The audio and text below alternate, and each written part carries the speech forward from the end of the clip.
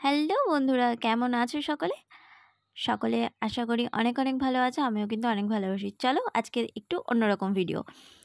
তো ট্রেন থেকে নেমে পড়েছি। কোথায় যাচ্ছি তোমরা অবশ্যই বুঝতে পারবে একটু পরে, আমি এখন বলছি না। তো আমরা সকলে মিলে বেরিয়ে পড়লাম ঘুরতে যাওয়ার উদ্দেশ্যে। দেখো আমরা টোটোতে উঠে পড়েছি এবং ঘুরতে বেরিয়ে পড়েছি। ফার্স্ট আমাদের ঘোরার জায়গা অবশ্যই তোমরা বুঝতে পেরেছো এতক্ষণে আমরা কোথায় চলে এসেছি। হ্যাঁ, আমরা মুর্শিদাবাদে এসেছি। আর ফার্স্টের এই জায়গাটার নাম আমার ঠিক মনে পড়ছে না, বাট এই জায়গাটাও কিন্তু অনেকটা সুন্দর ছিল। এবং দেখতেই পারছো এই যে পুরো ভিউটা দেখো, তোমাদেরকে ঘুরে দেখাচ্ছি। কে কে মুর্শিদাবাদ গেছো? আর এই যে কবর, মুর্শিদাবাদের এইগুলোই হচ্ছে ঐতিহাসিক স্থান, যেগুলো আমাদের ইতিহাসের পাতায় পাতায় আমরা পড়েছি। সেই জায়গাগুলো চোখে দেখা সত্যি একটা আলাদা ইমোশন। তো কেমন লাগলো তোমাদের জানিও। তো আবারও আমরা সেকেন্ড জায়গার জন্য রওনা হয়ে গেছি। এই দেখো এখানে জিনিসপত্রও রয়েছে। আর সেকেন্ড আমরা চলে আসলাম কাঠগোলা। এই জায়গাটা কিন্তু আমার সব থেকে ভালো লেগেছে, সত্যি কথা বলতে। এই জায়গাটা আমার প্রচণ্ড ভালো লেগেছে, কারণ এখানে প্রচুর ইতিহাস আছে এবং সুন্দর সুন্দর কিছু কিছু জিনিস রয়েছে।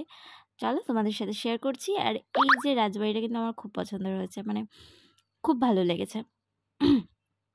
দেখো, আর এটা হচ্ছে আগেকার যুগের বাউরি আই থিঙ্ক।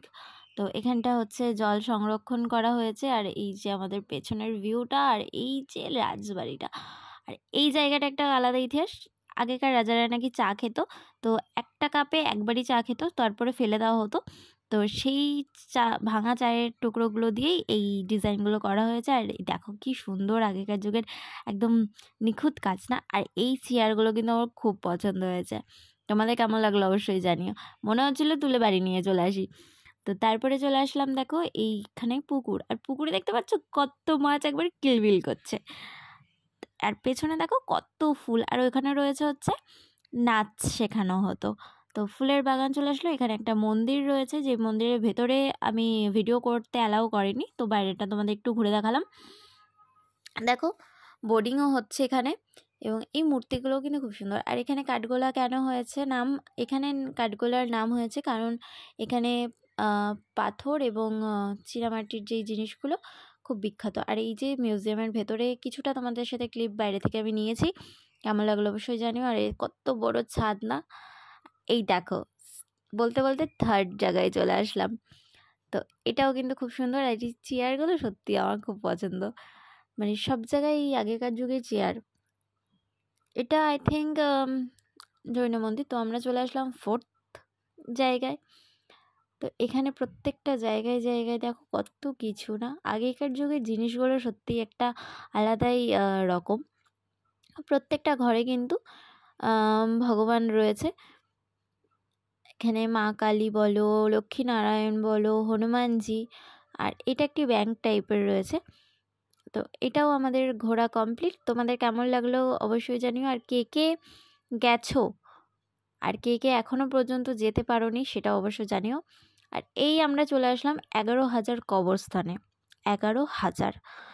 আর শোনা গেছে এখানে নাকি এখনও বংশ পরম্পরায় কবর দেওয়া হয়।